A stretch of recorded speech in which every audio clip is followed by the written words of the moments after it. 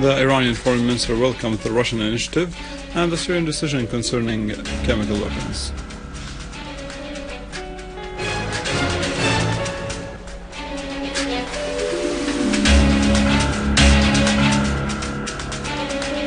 Russia, a new disembarkation ship enters the Mediterranean at the end of this month.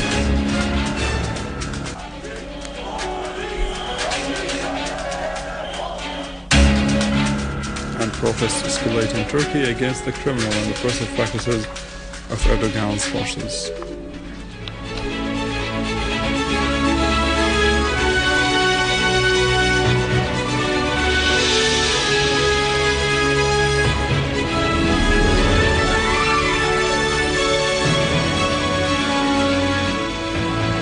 Good afternoon, this is News in English from the Syrian Arab television in Damascus.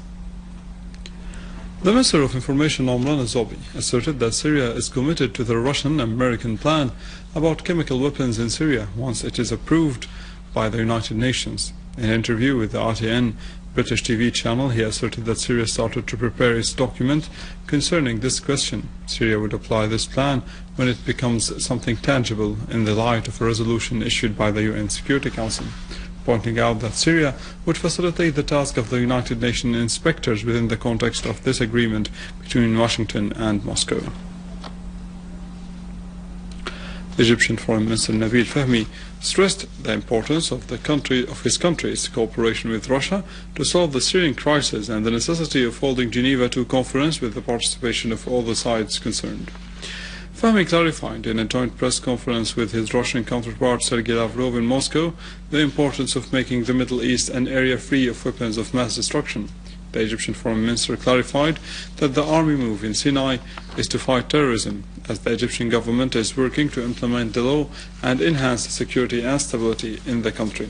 Lavrov on his part asserted on fighting terrorism wherever it is, whether by force or through the United Nations and the international organizations. Lavrov clarified the issue of the chemical weapons in Syria, saying that some did not understand the decisions agreed upon with the United States in this regard, as the 7th chapter will never be taken into consideration at this point. Iranian Foreign Minister Mohammad Javad Zarif asserted that the Russian initiative and the Syrian decision concerning the chemical weapons showed wisdom, so the language of the American officials has become worn out. He asserted that the solution of the crisis in Syria would only be political through dialogue, and that the future of Syria would be determined only by the Syrian people. In an interview with Al Mayadeen TV channel, Mr. Zarif said America had no right to use the language of threats with other states. He declared Iran's welcome to any efforts to stop violence in this region, which should be void of mass destruction weapons. He asserted once more that Iran has information proving that the terrorist gangs in Syria used chemical weapons.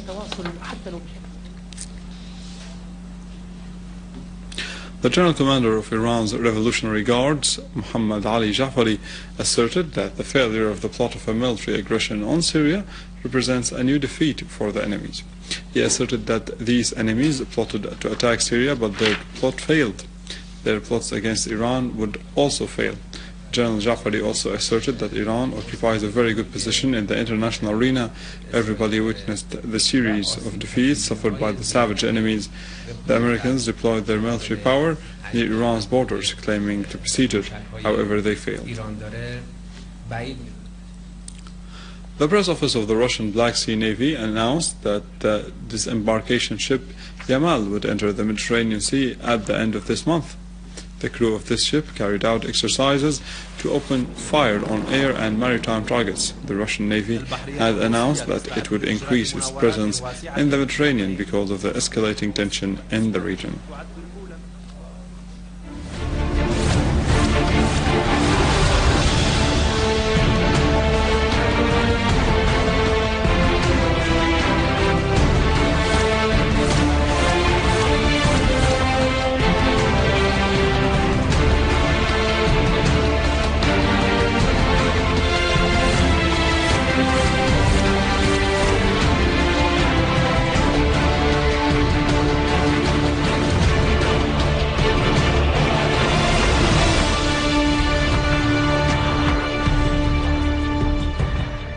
In Damascus countryside, a Syrian Arab Army unit repulsed the terrorists of Jabhat al-Nusra in the area of Malula and the western side of the city, destroying their heavy machine guns and their weapons.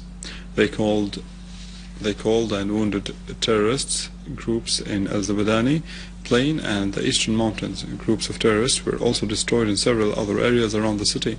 In the eastern Ghouta, our forces destroyed a mortar gun in Adra and killed at least 20 terrorists, most of them non-Syrians, including a number of their leaders. Turkish businessmen asserted in the website of Mahalif Gazetaf that terrorist gangs are stealing the equipment of Syrian factories and smuggling them into Turkey. This is a systematic piracy across the borders carried out by armed terrorists under directives from Erdogan, the thief of Aleppo. The Turkish businessmen in southeastern Turkey called upon their government to find a solution for the illegal products of the stolen factories from Syria. Other stolen parts are being sold in Istanbul and other cities in western Turkey. The Turkish businessman pointed out that the terrorists of the so-called al-Nusra front were smuggling the stolen equipment across the border, thus inflicting damage on neighboring Syria. Last year, the Syrian Ministry of Foreign Affairs addressed 2 letters to the chairman of the UN Security Council and the UN Secretary General, calling for an international reaction to curb the great damage inflicted on the Syrian people and their economic and trade capacities. The Union of the Syrian Chambers of Industry filed an international judiciary case against the Turkish government, represented by its leader Recep Tayyip Erdogan, accusing him of carrying out a systematic destruction of the Syrian economy and plundering the Aleppo factories. In Turkey, demonstrations calling to overthrow Erdogan's government escalated as activists of Istanbul Park organized a rally under the title Justice, Freedom and Peace in September, in which hundreds of thousands of protesters gathered in Kadıköy Square in Istanbul. Demonstrators carried pictures of the 6 victims of the uprising who were killed by Erdogan's troops. The protesters also chanted slogans holding Erdogan and his party as responsible for the killing of the demonstrators and the acquittal of the killers. As the voices of the protesters shouted slogans describing the Justice and Development Party as a murderer, the number of Erdogan's militia increased to commit the worst forms of terrorism against demonstrators. The clashes between protesters and Erdogan's forces escalated in all the streets of Istanbul. Meanwhile, demonstrators and riot police faced off for a 6th straight night in the southern city of Ankara, where police again used tear gas against the protesters who had blocked off a street with barricades that were set on fire. The clashes across the country have increased after a 22-year-old protester and 5 others were killed by Erdogan's police.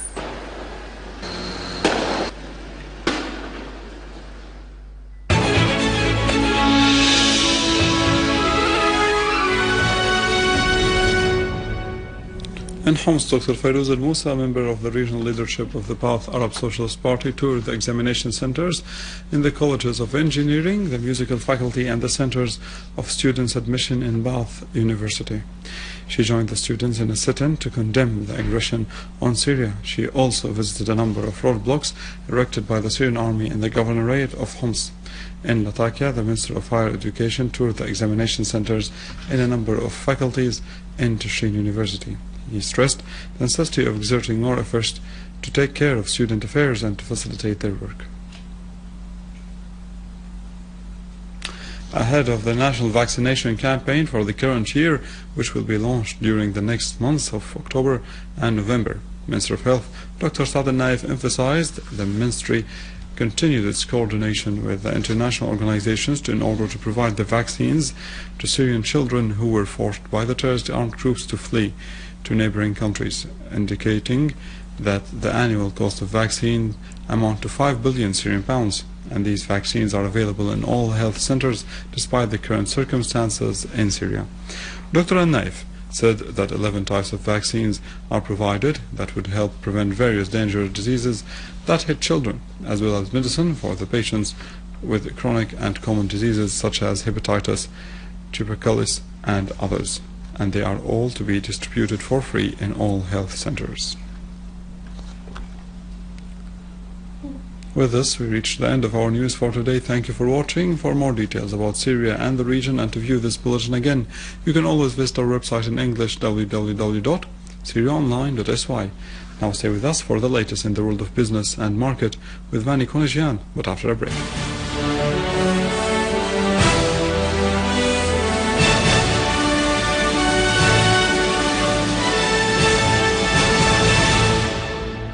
Good afternoon.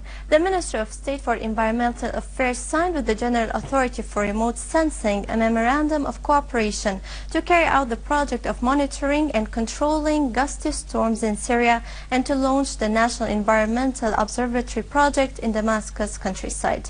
Minister of the Environment confirmed that as a result of the drought which hit the region recently, it was necessary to develop plans to reduce its effects on the environment.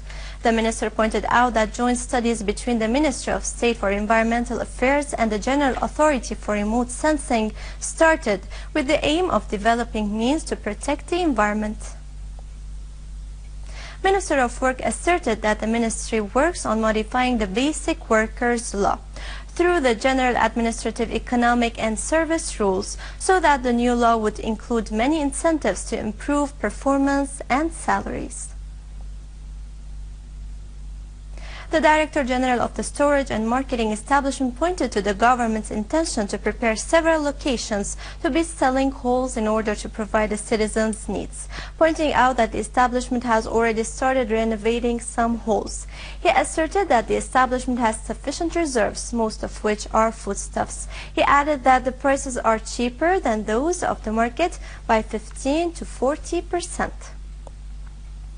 The Cooperative Agricultural Bank's manager asserted that the bank's keenness to deliver fertilizers to farmers, according to the costs that are based upon the worker's wage, in addition to providing warehouses and transporting money and the fertilizers from the company's warehouses to the bank's ones, pointing out that these costs would be added to the company's prices. And now over to the exchange rates according to the bulletin of the Central Bank of Syria.